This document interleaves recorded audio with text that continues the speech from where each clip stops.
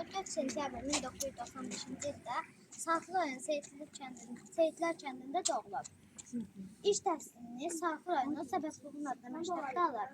Sonradan Bakıya köçdüyü üçün təhsilini 10 nömrəli tam orta məktəbdə davam etdirir. Musiqiyə böyük həvəsi olan Nicat, saz ixtisası üzrə musiqi məktəbini bitirib. Hərbi xidməti Gəncədə başladıqdan sonra musiqi sahəsində çalışmağa başlayır. İkinci Qarabağ müharibəsində ilk günlərdən cəbhəyə yollanır. Füzulidə, Cəbrayılda döyüş yolunu keçib. Oktyabrın 9-da Füzuli istiqamətində gedən ağır döyüşlər sonrası şəhidlik zirvəsini ucalıb.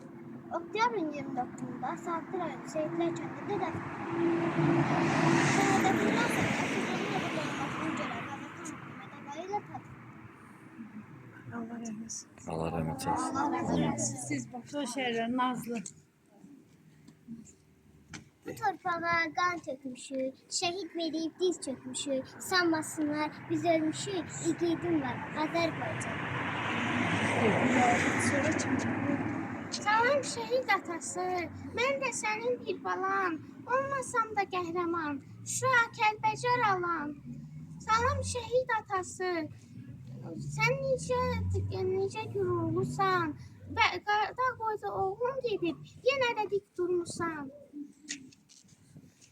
Övlad kimi doğulmuşdum, şəhid kimi getdim Nicat. Bu dünyada bir iz qoydum, öz arzuna yetdim.